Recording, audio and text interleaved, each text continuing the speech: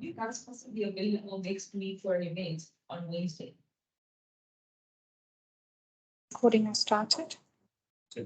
Okay. Someone confirm, just start, if you don't mind. Yes. Confirm if there's a sound to this now. Can you please confirm whether you can hear us online? Thank you. Thank you. Yes. Thank you so much. Can we please have the consent? We're gonna record the session if everyone is okay with that. If not, you are more than welcome to do the needful.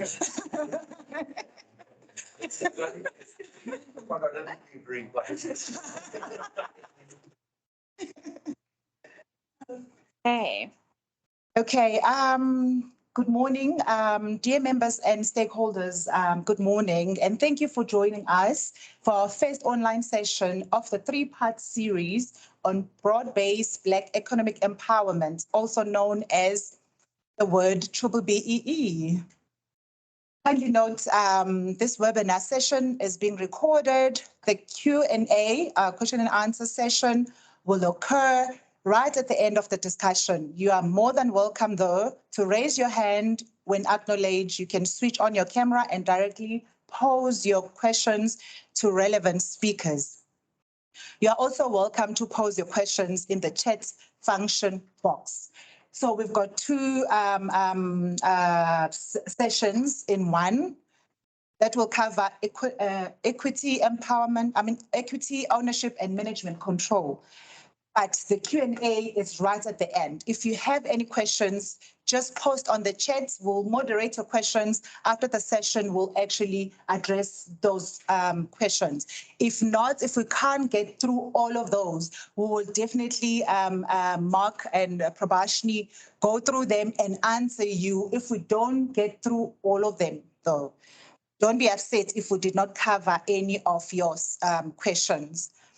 My name is actually Nokwanda Kambua. I'm the events project coordinator at the Chamber. For the sake of time, I won't go through the whole history of the Chamber. I think everyone has done their background search. They know who is the Chamber and what we are all about. I would like now to invite Mark, who's going to be our first speaker, and Prabashni, and would like to actually hand over to you, Prabashni, as for your first session. Thank you.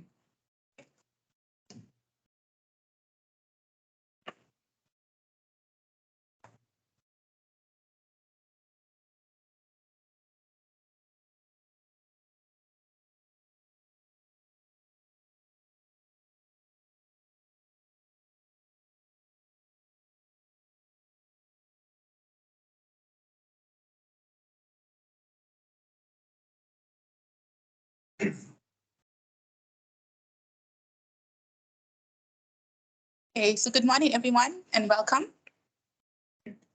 And welcome to everybody online as well. Okay, so I'm going to start by just going through what's the B-BBEE, Black Economic Empowerment.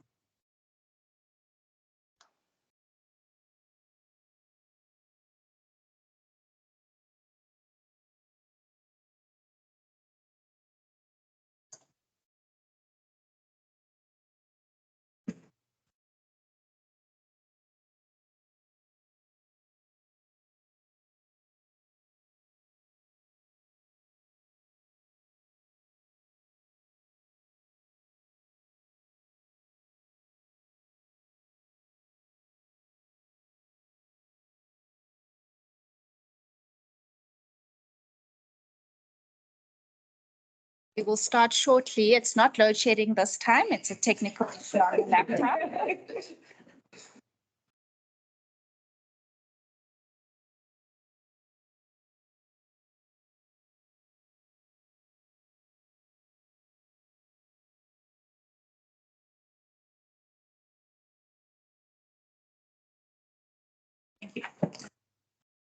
Okay, let's try this again. Okay, so welcome. So I'll be covering equity ownership and management control. We'll start by just going through just basics overall, highlight what is BBBE, and then we'll go into equity ownership. Firstly, where am I from? Who are we? So I'm from Empower Logic. We are a SANIS accredited agency. We're a verification agency. So basically what we do mainly is verifications, and we issue verification certificates. We do other additional services as well, which I will highlight towards the end of our presentation. Okay. So what is BBBE?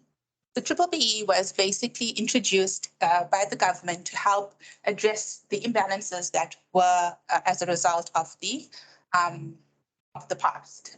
So it's trying to facilitate the participation of Black people in the economy. So basically improve the participation of Black people.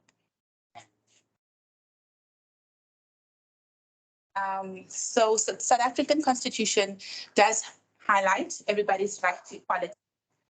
So the BBBE Act was implemented to try and address the large economic disparities between the Black individuals in South Africa compared to the non-Black individuals. So that is your purpose of BE. It's trying to bridge the economic gap. Okay.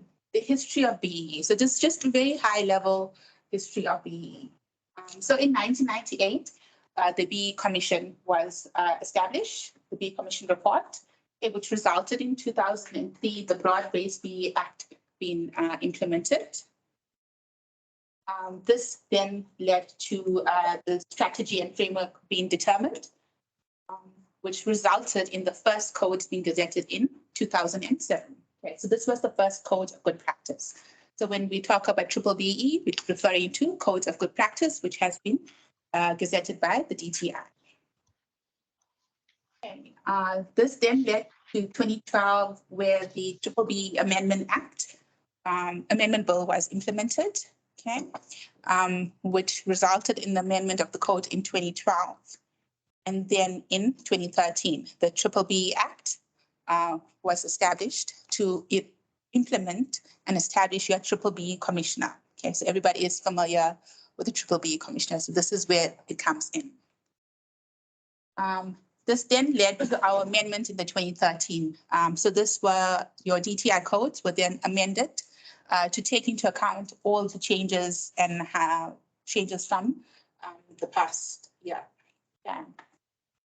So that is where we are sitting currently with your gazetted DTI code from 2013, which was also then amended again in 2019. Okay. Just a few definitions. What do we mean when we talk about Black people? Okay, so these are definitions that are gazetted in the DTI codes. Okay, so the gazetted codes. So what do we mean by Black people? So this refers to Africans, Coloreds, and Indians, and South African Chinese. Okay, they have to be South African citizens. That is very important. Okay, they can be South African citizen either by birth or descent. Okay, so those are all defined as well in your relevant codes. Okay, how do you become, if you weren't born in South Africa? So there is another way you can be naturalized to become a citizen of South Africa, but there is certain requirements to this. So you have to have been naturalized before 27 April 1994, okay, or on or after 27th of April, only if you would have been entitled to be naturalized prior to that date, if it weren't for certain rules in apartheid era. Okay. So it is important to know that BBBE, it's not an island on its own. Okay, so there is a ripple effect, meaning it is linked to everything. Okay, so it is implemented by the government, or basically it has been brought into place by the government. That's where we get our DTI code from. Okay, then it is then implemented in all sector codes. Okay, in all sectors, sorry. Okay, and then obviously in certain sectors, not all sectors are the same. So there are differences in sectors. So they're also then resulted in sector codes being implemented to account for these differences. Okay. You as a measured entity will be in the various sectors. This then doesn't just affect you, it affects all your customers and your suppliers. So if you've been rated, it helps your customers. So it helps in their supply chain as well. So that is your ripple effect. It is not just for you yourself as the measured entity. Okay. The benefits of being B compliant. Okay. What is the benefits? I mean, this helps you. You would have a good level, which will give you a competitive edge in the industry, in whichever industry you're operating. Okay, it's not limited. Okay, so then it also helps in indicating or highlighting that you are committed to development in HR, in business, in the social and educational space, in the economic development, in the industry at large, as well as the community. Okay, so it is broad based. That's where the broad base comes into play. It also gives you, if you are being compliant as measured entity, it helps gives you good corporate governance as well as good corporate citizenship. This helps, gives you a competitive edge in the industry wherever you operate. I did highlight there are different sector codes. So in every sector, every sector is not the same, okay? So in order to account for this, the DTI has gazetted various sector codes. Okay, so you have the agri sector, financial sector, etc., ICT, property. This is to account for the various differences in how the different sectors operate. You know, all the special criteria in each sector. Okay, then we go into your B-BBEE scorecard. Okay, so the B-BBEE scorecard is made up of various elements. Okay, so we have 5 main elements. Okay, we have our first is equity ownership, which is 25 points. Sorry, just for me to highlight before we move on. I'm discussing generic codes, okay, in terms of points, percentage, etc. It's where all the sector codes will then stem from that. So it does differ on all the sector codes as well.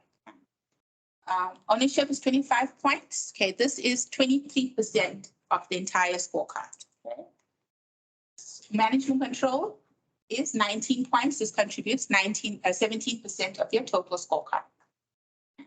What is management control? So management control is looking at your board of directors and your other executive management for 9 points, and then employment equity for 10 points.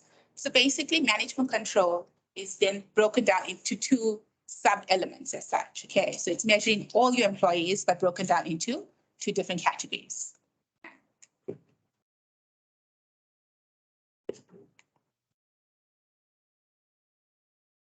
Okay,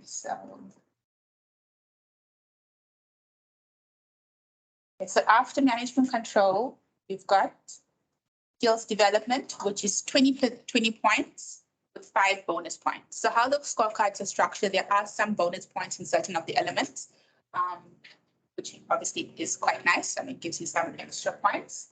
Okay, so the bonus points, that's the 20 points, gives you 25 points in total. This contributes to 18% of your total scorecard. Okay, then we have enterprise and supply development for 42 points. This contributes to 38% of the scorecard. So as you can see, this is quite high percentage of the scorecard. This is then broken down into 3 different sub-elements. Okay, so we have preferential procurement, which is 27 points, supply development, which is 10 points, and enterprise development, which is 5 points. Okay. And then the last element is socioeconomic development, which is 5 points. And this contributes to 5% of your total scorecard. Important point to note is that in the scorecard, we have certain elements which are considered priority elements. So meaning these are the important elements that need to be focused on. And there's certain sub minimums that need to be achieved, meaning you have a full target for the scorecard, but there needs to be a sub minimum of that target to be achieved in order to avoid you being discounted by one level. So that's important to know. Okay. So you also did see that the priority elements were equity ownership, skills development, and enterprise and supply development. We then have your BU recognition level. So when you go through a verification, you get a certificate. So at the end of the certificate, at that point, you get a certificate with points and a level. So this, if you have a level 1, you have a certain qualification points, that's the points you resulted in, gives you a percentage recognition of 135%, which means that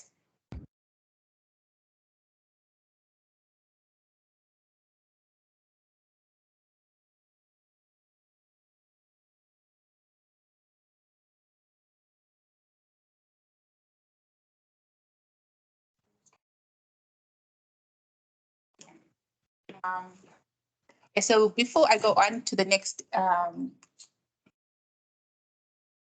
element. Okay, we have equity ownership, okay, which will be presented in more detail by Quivertree. Okay, so that will continue shortly. Okay. Let's see. Okay. So Quivertree will take over, continue with equity ownership, and then I will continue again after that with management control in more detail. Great, thank you. So, I'm not sure how that's going okay, to it's going to take a minute. work. Is this, Nikita, is this going to work? I think we missed we need to exit this. Because all of the Quivertree slides have disappeared.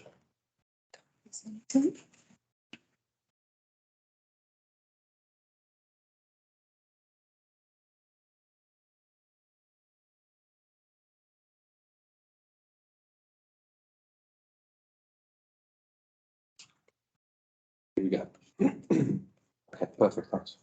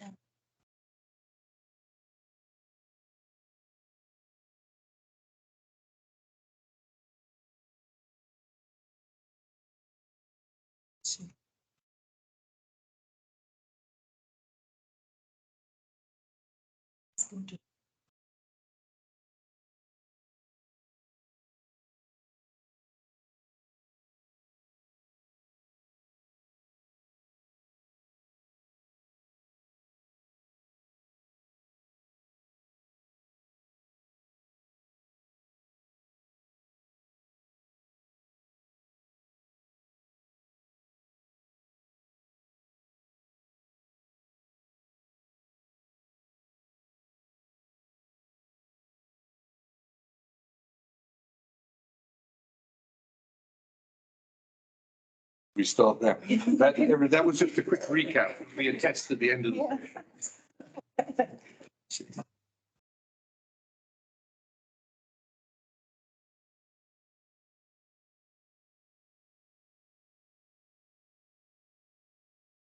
Perfect. Great. Thank you. Apologies for the technical challenge. My technical challenge is a little bit greater. I left my glasses at home. So anyway, I'm going to do my best. If you see me standing a long way from the computer screen, then you'll understand why. Firstly, thank you to the German Chamber for hosting this series of information sessions and for inviting us and Empower Logic to come and present. Maybe just a little bit of background about Quivertree, who we are and what we do. My name's Mark. I'm one of the directors of Quivertree, and my colleague Tasman, sitting over there, is joining us today. We are a structuring and advisory firm with a specific focus of the provision of empowerment-related solutions for our corporate clients. Our clients are made up of multinationals, privately held and family-owned businesses. Our solutions encompass ownership and enterprise and supplier development. Tasman runs the enterprise and supplier development arm. As is Empower Logic, we are a majority Black and more than 30% Black woman-owned business and a qualifying small enterprise. So we're also a level 2 contributor. Before we jump into the ownership table, and once again, I'm also talking about the generic scorecard. There's just a couple of broad points I'd like to raise. As Preferential mentioned, there are 24.5 points allocated to the ownership element. These are awarded on a pro rata basis. So effectively, if you were to secure ownership of 80% of the target, you'd be eligible for 80% of the points. So if we take voting rights, for example, if a black person were to hold 20% of the equity in your company, 20 divided by 25 gives us 0.8 or 80%. We multiply that by 4 to get 3.2 points. As was also pointed out, what's quite interesting is that if you don't do ownership, that these points are forfeit.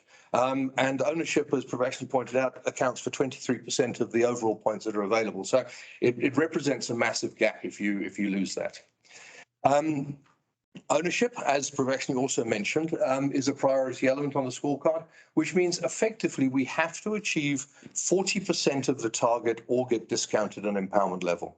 Interestingly, net value transfer is the priority element of the ownership component of the scorecard. I'm going to come back to that a little bit later and we can explore that in a little bit more detail. Just as a couple of definitions, a new entrant is someone who has not yet made 50 million rand from empowerment-related transactions, and someone who forms part of a designated group falls into one of 5 categories. So underdeveloped rural, youth, disabled, unemployed, military veterans. I normally always forget one of those, in fact. So those are designated group. What's interesting about the ownership table is that a single shareholder can fall into more than one of the subcomponents of the table. And what I'd like to do is just to demonstrate over the course of the next few slides how significant that is in terms of securing your ownership score. So if we take, for example, 1% of equity held in a company by a black person, that will deliver 0.32 points. So it'll deliver the points for voting rights and also for economic interest. The sum effectively being 1/25 multiplied by 4. Can I move this out of the way? I need you to just think here without blowing everything up. There we perfect. Okay, that's great. So that's a total of 0.32 points. Let's leave net value aside until a little bit later.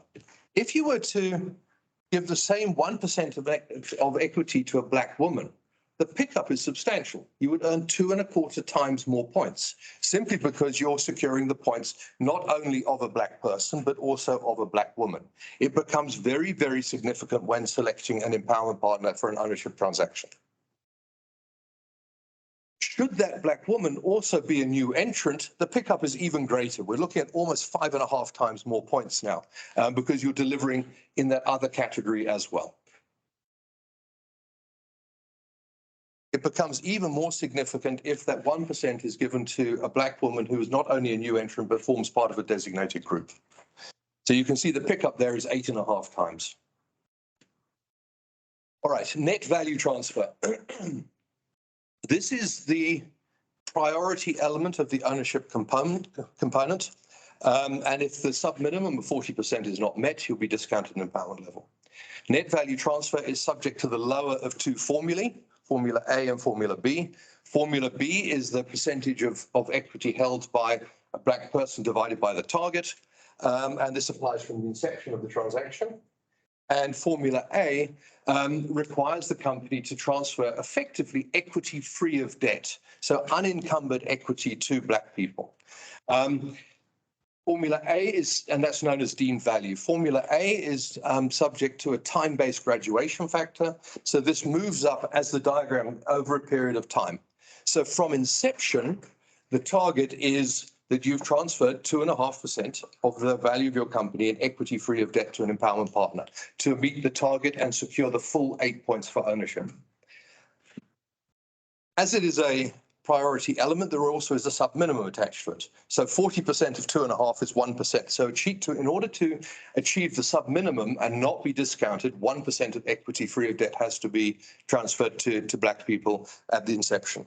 This steps up over a period of time until you get to the end of the 8th year, where the target is that you've transferred 25% of the value of your company in equity free of debt. The sub-minimum being 40% of that or 10%. We could actually just take an example here. So let's say that 5% of equity was donated to a black person. According to Formula A, the target of 2.5% has been met up until the end of year one, and the target up until the end of year two of 5% has also been met. So effectively, you will have secured the full points. As up until the end of year four, you've met the target until we get to the end of year four, beginning of year five, where the step function jumps up to 15%, 40% of 15 is 6%. So now suddenly the person who you donated the equity to, the 5%, is beneath the sub minimum. So you're going to end up getting discounted an empowerment level. According to Formula B, we would take the 5% and divide it by the target of 25%. So you'd be at 20%, which is beneath the 40% sub minimum. So although you managed to achieve the target and the sub minimum requirements for the first few years, according to Formula A, according to Formula B, you're going to be discounted an empowerment level at inception. Another example was, let's say that a black person was given 30% of the equity in your company against a corresponding loan of the same value. According to Formula B, the target's been met. You're absolutely fine. 30% divided by 25. However, according to Formula A, there is no equity free of debt in this transaction. So you'd be discounted according to Formula A from inception. Now, this is where it gets a little bit more interesting. Ownership actually features in two places in the scorecard. It features in the ownership element itself, as we've just been through, but it also features in the preferential procurement element, which is a subcomponent of enterprise and supply development, falling under statement 400. Preferential procurement and the ability to deliver preferential procurement points is effectively the transmission mechanism of black economic empowerment and how it ripples through the economy. The more points you can deliver, the more attractive you are to do business with. The preferential procurement table, which we'll go through shortly, dictates that we should do business with companies that have certain ownership attributes. We're provided with a target spend we need to make with those companies, and that's a function of our total measured procurement spend, so effectively cost of sales, less certain excluded items like salaries, taxes, and certain imported goods. And if we meet that target, then we're awarded points, which in turn we multiply by our spend recognition level to work out how many points we get for our scorecard. This is the preferential procurement table. So there are 5 different categories. There are empowering supplier, which is effectively everyone in South Africa is known as an empowering supplier. We're directed to do business with qualifying small enterprises, so companies that have a turnover of under 50 million. Exempt micro enterprises, turnover under 10.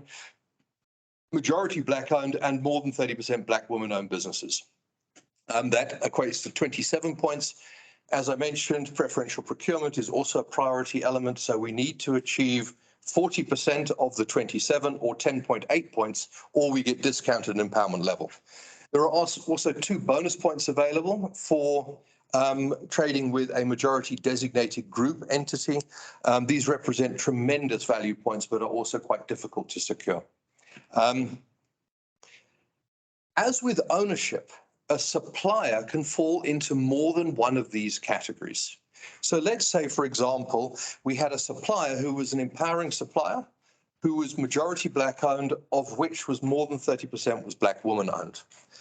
A supplier with that ownership composition would deliver almost 12 times the number of preferential procurement points than a competing supplier that of the same level that is 26% black owned. So it represents a tremendous pickup. We'll do a similar exercise with the little balls in the funnel. If we're looking at a 1% of spend of your total measured procurement spend with a level 4 empowering supplier, it's going to be delivering 0.0625 of a preferential procurement point. If that empowering supplier were also majority black owned, suddenly there's a multiplier of almost 5.5 times. You're delivering tremendous value for money here. If of that majority black ownership, 30% is black woman owned, the multiplier jumps to almost 12 times. It's a complete game changer. When people talk about empowerment, they talk about level. What, as Preferential pointed out earlier, what they're really talking about is spend recognition. If you think about it, a level 4 has a spend recognition of 100%. Spend a rand with a level 4, it counts for a rand. Spend a rand with a level 1, it counts for 1 rand 35. Basically, that 35% pickup is very, very little, given the cost and effort and time it takes to get from a level 4 to a level 1. I'm talking about, in this instance, having a 1,200% pickup, 1,200% pickup in terms of the preferential procurement points you can deliver by actually having an ownership composition as set forth here. If you were not only majority black, and more than 30% black women, but also a majority designated group, the numbers become silly. It's a 31 times pickup, and it's huge.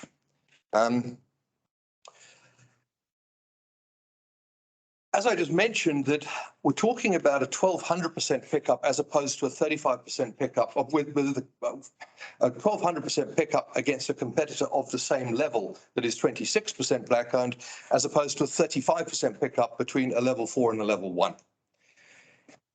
Interestingly, a level 8 that is majority black owned and more than 30% black woman owned will deliver more preferential procurement points to its clients than a level 4 empowering supplier with 26% black ownership. Effectively, what that says is that in empowerment, level is relatively unimportant. It's all about your ownership composition.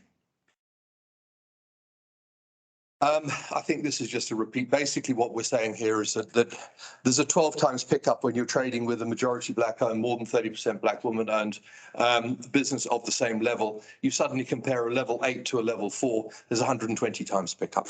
And I think that becomes very, very significant when evaluating the competitive landscape and looking at your suppliers and what they can deliver. And that's me done. Thank you very much. You? I think we might need a little bit of help getting back to. Yes. Varshney? Yeah.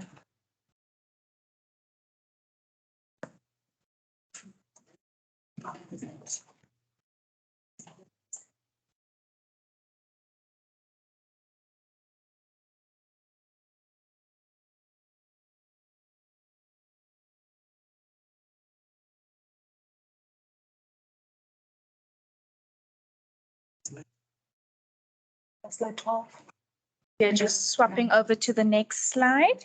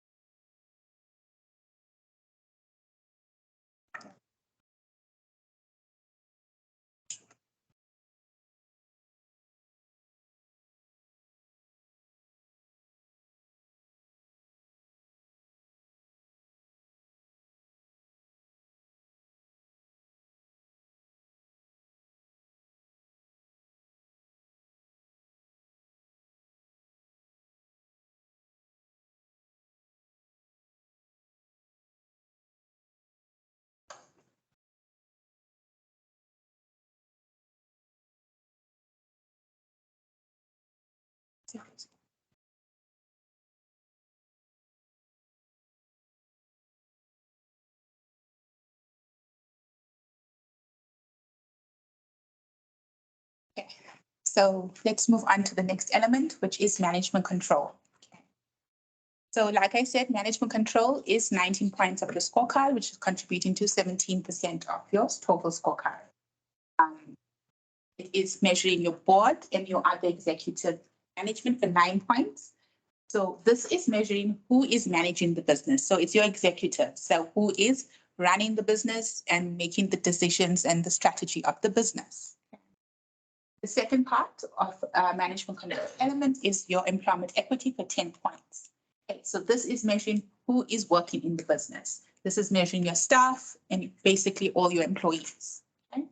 In total, management control measures all employees, both at all levels, from your top management right down to your unskilled level.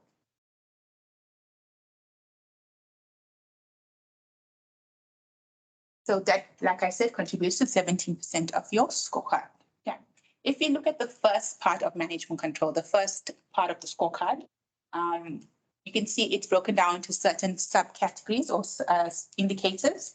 We are measuring your board of directors and then Black women members, board members. Okay, so this is basically looking at your registered directors per your CIPC documents. Okay. Then we're looking at your Black executive directors and Black women executive directors. And then lastly, your Black executive management and your Black women executive management.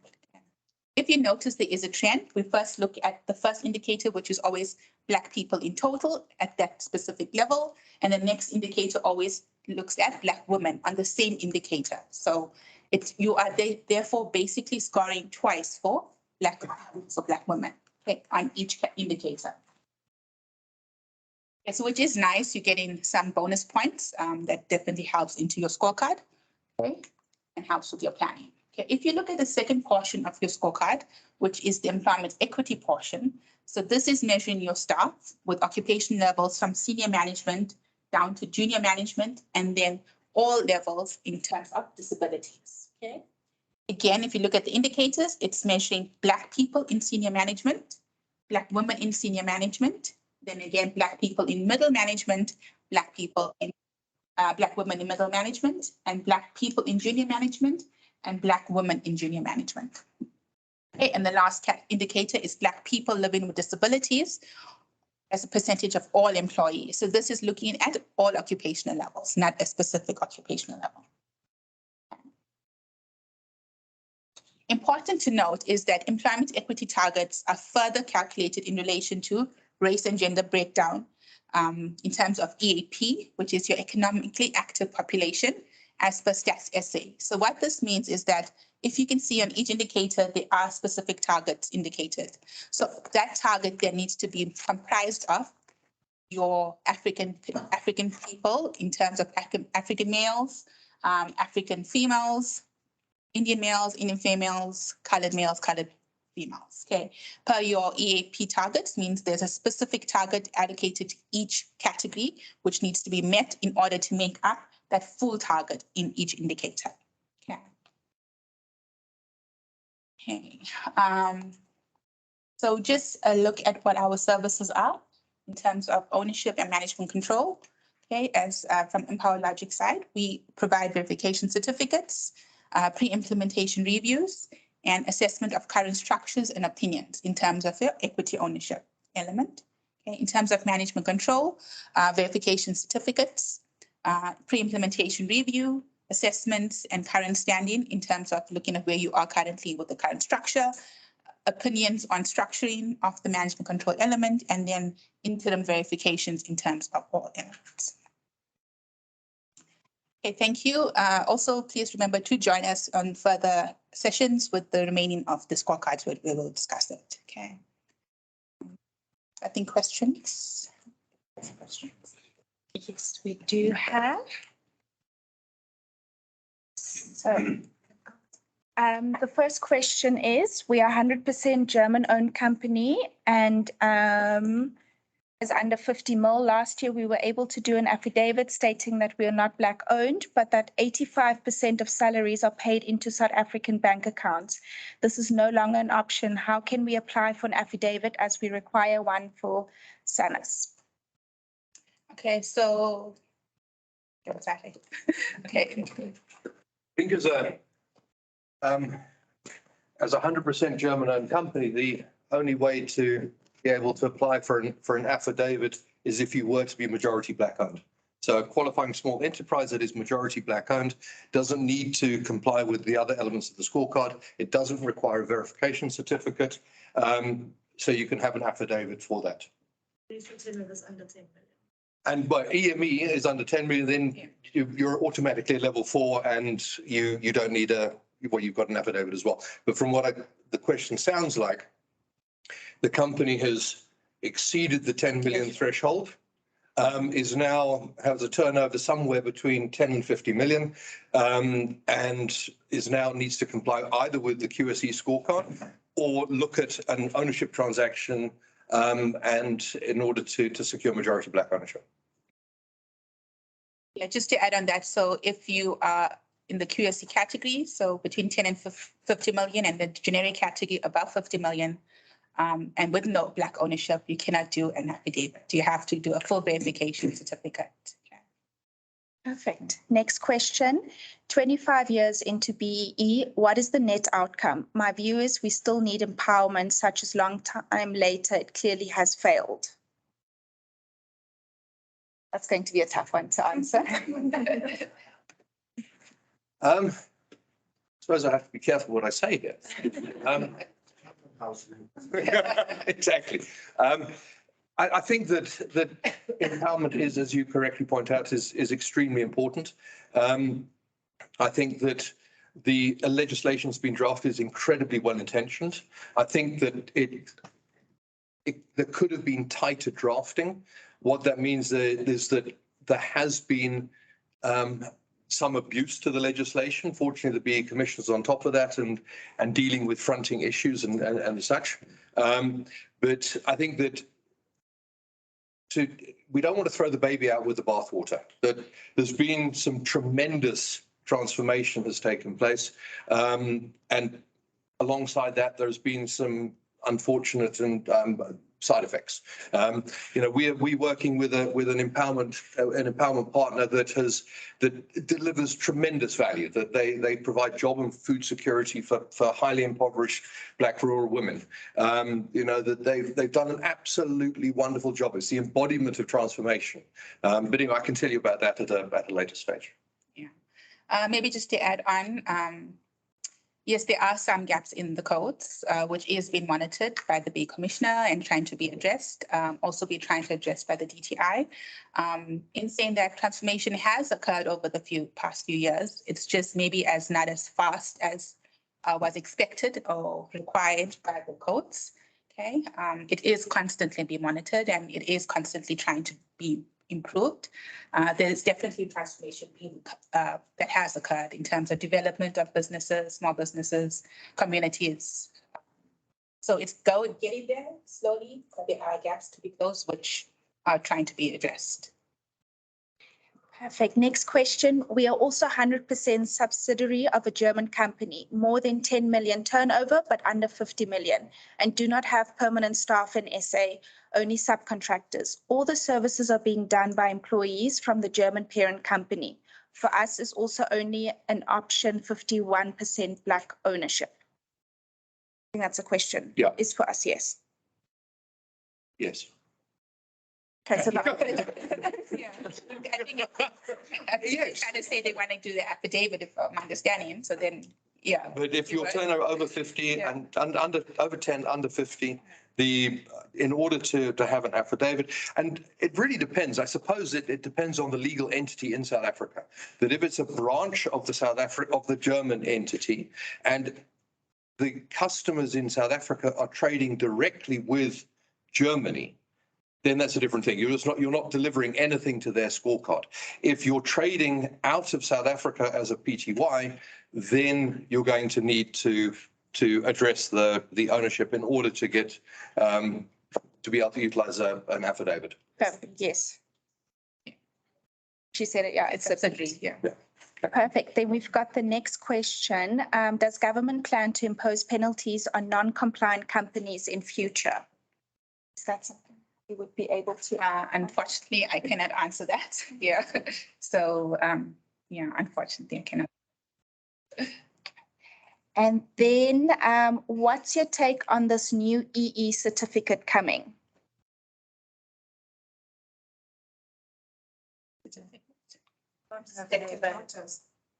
At the top of the sentence. It's the Department of Labour. At the top of the Department. It's a Department Act. and then you're gonna have to have an EE certificates issued, and I think only based on that we'd be able to give the points on employment equity. It's prerequisite for like Employment Equality Act. Yeah. Okay, perfect. So on that as well, with Employment Equity Act, we will have another session that will follow in the next 1 to 2 months covering that as well. So please keep an eye out on our LinkedIn and emails when we send out the invitation to that session. Perfect. Then we've got, what is state of the art for transferring ownership now? Fund individuals, black owned holdings, or any combination? I think that's a topic in itself. You know, we could be here for a while discussing various ownership options and ways of achieving black ownership. So I think that Nikita, I think we discussed at the beginning, that might be a subject for another chat. Perfect. Yes. So in terms of this question, what we will do is we will send out this recording. We will send out some information as well as Empower Logic and Quivertree's details.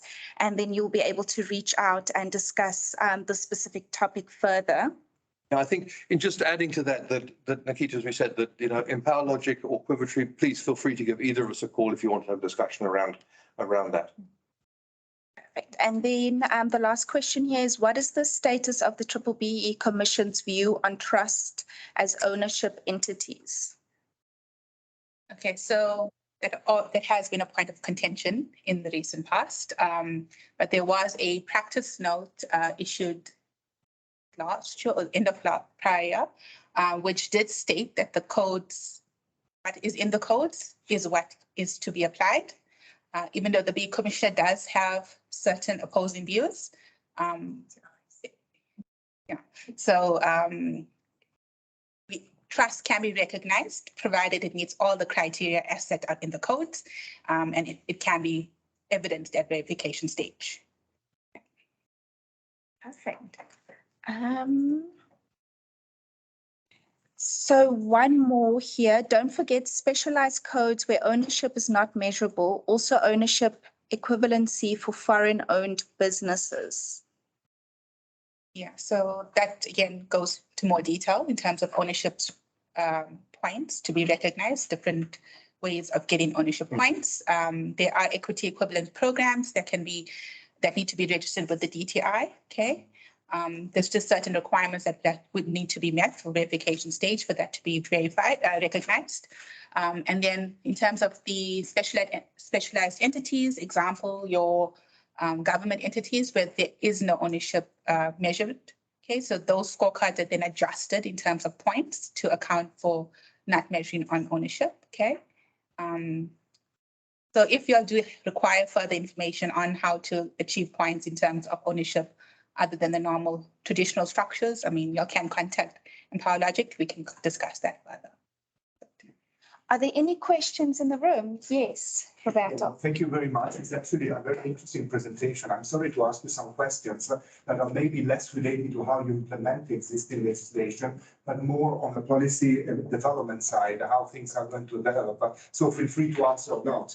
But I'm from the European Union, actually. We did quite a deep study for our companies, not only the Germans, but all European companies in complying with the BBE. We were quite surprised by the good level of compliance. Can, of course, still be better. But one thing is actually the policy on predictability issue that came out very clearly. I wanted to get you feeling, because there are many overlapping acts and legislation, and it's very difficult to keep track. And I understand that there are people like you that are there to help them, but that's very much against what is the business looking for, predictability and more certainty. You mentioned the Employment Equity Bill Act now, not on the longer. So that is already coming in and carving out a space in the courts of the Black Economic Empowerment. Now we have a new procurement bill that is supposed to be, well, it was supposed to be in March issued. And that also would create new rules in the public procurement preferential procurement framework. How do you keep track of that? Is there a way to make things simpler? I don't know. Very difficult. The second thing, what companies are complaining mainly when our European SMEs, that the ownership and the management control, well, maybe more the management, is what actually is deterring company to come. They are very willing to give more on skills, on employment, on the supplier development. And that's a very big contribution. So the question mark was always, and we have been engaging with the Commission, is there no way where we can rebalance slightly the importance of the point to slightly give less to ownership and more to skills and enterprise and supplier development? Or is it a dead cause? Because anytime I've been engaged, that was no way we could progress on this, but we see merit in exploring this. I think that sadly, the B legislation is some of the more fluid legislation in the country. In terms of the introduction of all sorts of different acts and bills, it's not conducive to people coming to South Africa because it's just layer upon layer of red tape that needs to be addressed. I think in terms of the changing legislation, one of the things that is worth bearing in mind when looking at doing an ownership structure, for example, or implementing some form of ownership solution is that flexibility is incorporated so that you can address that potential risk. In terms of the reducing the emphasis on ownership and increasing the emphasis on skills, I don't know what's being negotiated with the DTI and the Commission. I really don't know. I think that what we've certainly seen, there has been an increased push for companies to address ownership purely because guys are worried about their own scorecard. They're worried about the preferential procurement element of their scorecard. And so their supply chain represents a risk. You can address all the other elements, particularly the financial elements, which are a function of your net profit after tax. But your supply chain represents a risk because it's out of your control. Sorry, I can't answer your question more fully, but I'd love to have a cup of coffee and we can chat around it. Okay, just to add on to that. So I don't know if equity ownership the focus will be minimized on it. I mean, they're trying to develop individuals, companies, okay, and give them true development, and that would be ownership, okay. But in saying that, if there's willingness to spend on skills development, etc., that then ties into the equity equivalence portion, which can, like I said, if you go into that portion or that type of programs and get approval from DTI, that can get you additional points under ownership in terms of equity equivalence. In terms of the other question with the legislation, look, it is difficult with constantly changing legislation, but in saying that, it is there for a reason in order to close the gaps, and therefore the legislation is always changing to make improvements and better the country. Like I said, as a BE is not an island on its own, it is linked to all legislation. So there is impact from the Preferential Procurement Act, Employment Equity Act, etc. We do try and stay on top of things when changes come out, gazetted. As a company, we do information sessions, training sessions to try and make sure our clients are on top of the changes and that they are prepared in terms when it comes to the application stage. That's, I think, the best we can answer your question at this point in time. Yeah. Thank you very much. Yeah. Can I just reply quickly to something or? Yeah, no, the management control is mainly an issue for small and medium-sized companies in Europe, which is the backbone of the economy. A family-owned company is not willing. And hence, we are now to estimate that the impact of how many SMEs in Europe are unwilling to invest in South Africa exactly because of the management control issue. That is then helping in understanding that if there was a bit of more flexibility, I'm not saying to give away, but they would be still willing to produce the skills and do a lot of employment and enterprise and supplier development. So I think that this impact, it's important to estimate that, but I understand all the rest. But on the procurement bill, what is your take? What is happening with the new bill? Would it complicate much further? Would the situation be still clear in that respect? Okay, yeah, I don't want to comment as yet on the coming changes, but I think once it does come out, we can actually discuss that about that, definitely. Just one more thing on the equity equivalence. It takes a long time to implement. It takes lots of negotiations with the DTI. It's expensive. you're looking generally at 4% of turnover, or 25% of the value of your company upfront. All of the automotive OEMs have done an equity equivalence program, or effectively something that's been packaged as an equity equivalent program. There's financial contributions that need to be made. They also need to provide market access, which becomes more challenging when you have to actually start identifying new emerging black businesses to trade with. If you're one of these, a VW or a Mercedes, it becomes a challenge. And it took them years to sort it out. I think equity equivalence is certainly designed, and please correct me if you think I'm wrong, for the larger corporates as opposed to the SMMEs. Excellent. I just want to add a comment as well from a representative of DTIC. He's posted a comment saying multinational who can demonstrate that it is not a global policy to relinquish equity can do an equity equivalent program. Please contact colleagues of the DTIC for further clarification on policy, certainty, and other possibilities that are at disposal of MNCS. We've actually seen a big increase on equity programs. I think maybe back it did take longer, but we've seen a lot of our multinationals come in with the programs and they are working quite well. Yeah. If it is not an option to do local ownership, it is something that I've seen has definitely picked up, and the DTIC is doing a good job at getting the programs running. And it focuses on what you just mentioned, skills, socioeconomic development, those types of initiatives. So it's just a different. And management control, sure, you've got directors and you've got other executive management, you've got employment equity. So directors could be non-South Africans, but you could get executives that fall within the criteria of Black people and employees. It doesn't have to be 100%. There's different structures that you could put into place, and it's not, that wouldn't affect your whole scorecard if you do all the other elements. The equity equivalent program, of course, is commendable and interesting, but you mentioned the key word multinational. For an SME with a limited turnover, which is still, it's of no interest. Yeah. Yeah. Excellent. So I think there's an interesting question which will take us back to basics. If you're a new company and you want to be B-BBEE compliant, how do you go about starting the process of compliance? Okay, so when you're a newly established company, okay, so I think your first year you'll be falling under the startup category. You will have an affidavit that you can use for issuing the first year of your trading. Okay, so then it's important you have that 1 year to actually plan. You determine your targets and then try and plan your initiatives and plan your employment equity, your structuring. So you plan, you've got 1 year to then plan and implement to achieve your required level. So it's important also to maybe start, have stepping stones, don't aim for level 1 immediately, work towards maybe level, like being compliant first, then level 4, then level 1, etc.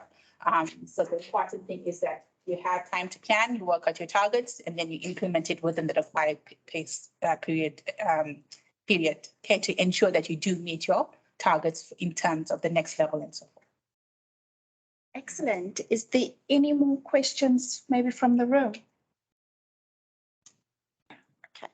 So what we will do is, I think we can close the session, if that's okay. Any questions that haven't been posed, we will send out the details. You are more than welcome to get in contact with Empower Logic and Quivertree, and we will also share the recordings of the session. Please also note, we are going to have session 2 and 3, which will further go into B-BBEE and the other topics that have not been covered as yet. From the Southern African German Chamber of Commerce and Industry, yes, it's a very long name. We would like to thank our member companies for presenting today and providing this information session, and also for everyone that is in attendance here. Thank you so much.